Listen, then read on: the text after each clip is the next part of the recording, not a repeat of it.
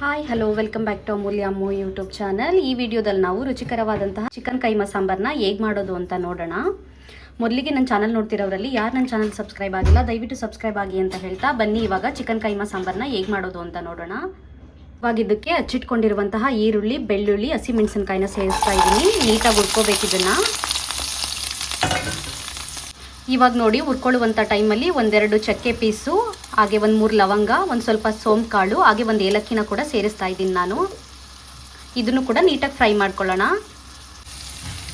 ಇವಾಗ ಇದಕ್ಕೆ ಶುಂಠಿನೂ ಕೂಡ ಸೇರಿಸ್ತಾ ಇದ್ದೀನಿ. ಇವಾಗ ನೋಡಿ ಸ್ವಲ್ಪ ಫ್ರೈ ಆಗಿದೆ. ಹಾಗೆ ಇದ್ರ ಜೊತೆಗೆ ಒಂದು 4 ಗುಂಟೂರು ಮೆಣಸಿನಕಾಯಿ ಕೂಡ ಸೇರಿಸಿದ್ದೀನಿ. ಹಾಗೆ ಅದ್ರ ಜೊತೆಗೆ 2 ಬ್ಯಾಡಗಿ ಮೆಣಸಿನಕಾಯಿನೂ ಕೂಡ ಸೇರಿಸ್ತಾ ಇದ್ದೀನಿ ಕಲ್ಲರ್ಗೆ ಅಂತ ಹೇಳಿಬಿಟ್ಟು. ಸ್ವಲ್ಪ ಫ್ರೈ ಆಯಿತು. ಇವಾಗ ಇದಕ್ಕೆ 2 ಹಚ್ಚಿಟ್ಕೊಂಡಿರುವಂತಹ ಟೊಮೊಟೊನೂ ಕೂಡ ಸೇರಿಸ್ತಾ ಇದ್ದೀನಿ.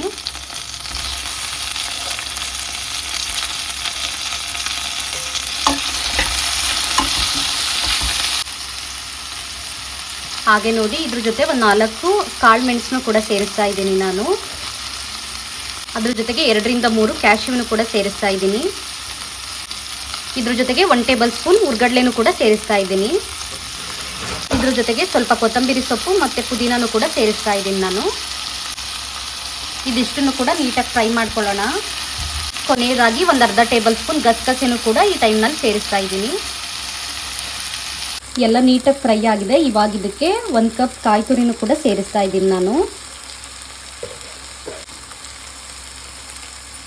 ನೋಡಿ ಈ ಥರ ನೀಟಾಗಿ ಮಿಕ್ಸ್ ಮಾಡಿಕೊಂಡು ಒಂದು ಜಾರ್ಗೆ ಹಾಕ್ಕೊಂಡು ರುಬ್ಕೊಂಡ್ರೆ ಮಸಾಲ ರೆಡಿ ಆಯಿತು.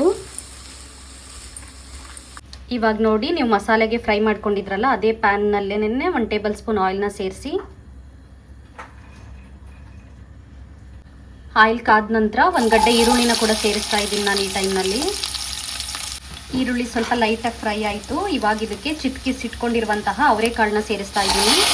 ನಿಮ್ಮ ಮನೆಯಲ್ಲಿದ್ದರೆ ಹಾಕೊಬಹುದು, ಇಲ್ಲ ಅಂತಂದರೆ ನೀವು ಈ ಟೈಮ್ನಲ್ಲಿ ಸ್ಕಿಪ್ ಮಾಡ್ಬೋದು. ಚಿಟ್ಕಿಸಿರುವಂತಹ ಅವರೆಕಾಳನ್ನ ನಮ್ಮ ಮನೆಯಲ್ಲಿತ್ತು ಅದರಿಂದ ಆ್ಯಡ್ ಮಾಡ್ತಾ ಇದ್ದೀನಿ.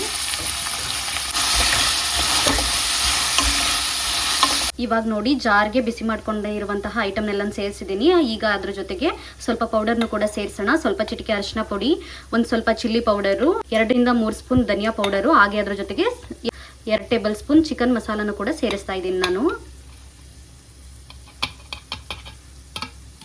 ಇವಾಗ ಸ್ವಲ್ಪ ಅಷ್ಟೇ ನೀರು ಸೇರಿಸ್ಕೊಂಡು ನೀಟಾಗಿ ಪೇಸ್ಟ್ ಮಾಡ್ಕೊಳ್ಳೋಣ. ಇವಾಗ ನೋಡಿ ರುಬ್ಬಿಟ್ಕೊಂಡಿರುವಂತಹ ಮಸಾಲದಲ್ಲಿ ಸ್ವಲ್ಪ ಮಸಾಲಾನ ಎತ್ತಿಟ್ಕೊಂಡು ಮಿಕ್ಕಿದ ಮಸಾಲಾನ ಇದಕ್ಕೆ ಸೇರಿಸ್ತಾ ಇದ್ದೀನಿ ನಾನು.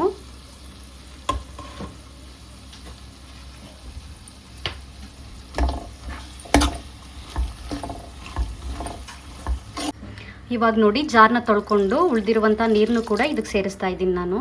ಇವಾಗ ನೋಡಿ ನಾನು 1 ಕಪ್ ಹುರ್ಗಡ್ಲೆನ ಕೂಡ ತೊಗೊಂಡಿದ್ದೀನಿ. ಇದನ್ನು ನೀಟಾಗಿ ಸ್ವಲ್ಪ ಗ್ರೈಂಡ್ ಮಾಡ್ಕೊಳ್ಳೋಣ. ನೋಡಿ ಈ ಥರ ತಂದಿರುವಂಥ ಚಿಕನ್ನ ಸ್ವಲ್ಪ ರುಬ್ಬಿಟ್ಕೊಂಡಿದ್ದೀನಿ. ರುಬ್ಬಿಟ್ಕೊಂಡಿರುವಂತಹ ಚಿಕನ್ಗೆ ಇವಾಗ ನೋಡಿ ಎತ್ತಿಟ್ಕೊಂಡಿರುವಂತಹ ಮಸಾಲ ಏನಿತ್ತು ಅದಕ್ಕೆ ಚಿಕನ್ನ ಸೇರಿಸ್ತಾ ಇದ್ದೀನಿ. ಹಾಗೆ ಇದ್ರ ಜೊತೆಗೆ ಹುರ್ಗಡ್ಲೆದು ಪೌಡರ್ನು ಕೂಡ ಸೇರಿಸ್ತಾ ಇದ್ದೀನಿ. ಇದೆಲ್ಲ ಆಗಿದ ನಂತರ ರುಚಿಗೆ ಎಷ್ಟು ಬೇಕೋ ಅಷ್ಟು ಸಾಲ್ಟ್ ಪೌಡರ್ನು ಕೂಡ ಸೇರಿಸ್ತಾ ಇದ್ದೀನಿ. ಇದನ್ನು ನೀಟಾಗಿ ಮಿಕ್ಸ್ ಮಾಡ್ಕೊಳ್ಳೋಣ. ಇವಾಗ ನೋಡಿ ನೀವು ಉಂಡೆ ಕಟ್ಟುವಂಥ ಟೈಮಲ್ಲಿ ಒಂದು ಮೊಟ್ಟೆನೂ ಕೂಡ ಒಡೆದಾಕೊಳ್ಳಿ. ಇದರಿಂದ ಉಂಡೆ ಬೇಯ್ಲಿಕ್ಕೆ ಹಾಕಿದ ನಂತರ ಉಂಡೆಗಳು ಒಡ್ಕೊಳ್ಳಲ್ಲ ನೀವು ಮೊಟ್ಟೆನ ಈ ಟೈಮ್ನಲ್ಲಿ ಸೇರಿಸೋದ್ರಿಂದ. ನೋಡಿ ಈ ಥರ ನೀಟಾಗಿ ಚಿಕ್ಕದಾಗೆ ಉಂಡೆಗಳನ್ನ ಮಾಡಿ ಇಟ್ಕೊಳ್ಳಿ.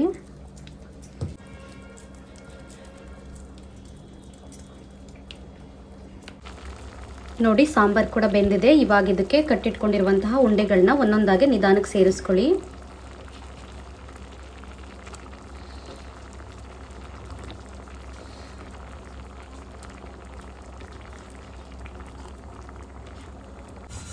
ನೋಡಿ ಈ ಥರ ಒಂದೊಂದಾಗೆ ಸೇರಿಸಿದ ನಂತರ ನೀವು ಮಿಕ್ಸ್ ಮಾಡ್ಲಿಕ್ಕೆ ಹೋಗಬೇಡಿ, ಕಲಿಸ್ಕೊಂಡ್ಬಿಡುತ್ತೆ ಉಂಡೆಗಳು.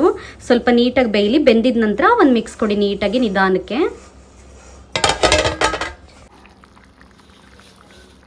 ಇವಾಗ ನೋಡಿ ಉಂಡೆಗಳೆಲ್ಲ ನೀಟಾಗಿ ಬೆಂದಿದೆ. ಇವಾಗ ಇದಕ್ಕೆ ಸ್ವಲ್ಪ ಕೊತ್ತಂಬರಿ ಸೊಪ್ಪನ್ನು ಕೂಡ ಸೇರಿಸ್ತಾ ಇದ್ದೀನಿ ನಾನು.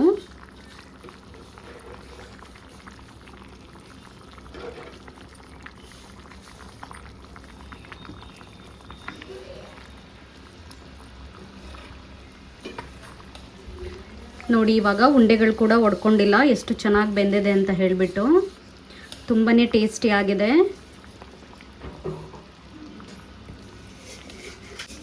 ಸೊ ಇದಾಗಿತ್ತು ಇವತ್ತಿನ ವಿಡಿಯೋ. ಇದೇ ಥರದ ಕುಕ್ಕಿಂಗ್ ವಿಡಿಯೋಗಾಗಿ ನನ್ನ ಚಾನಲ್ನ ಸಬ್ಸ್ಕ್ರೈಬ್ ಮಾಡೋದನ್ನ ಮರಿಬೇಡಿ. ಹಾಗೆ ಈ ವಿಡಿಯೋ ಇಷ್ಟ ಆಗಿದ್ದಲ್ಲಿ ಲೈಕ್ ಮಾಡಿ, ಶೇರ್ ಮಾಡಿ, ಕಮೆಂಟ್ ಮಾಡಿ ಅಂತ ಹೇಳ್ತಾ ಮುಂದಿನ ವಿಡಿಯೋದಲ್ಲಿ ಮತ್ತೊಂದು ರೆಸಿಪಿಯೊಂದಿಗೆ ಸಿಗ್ತೀನಿ. Thank you for watching. Bye.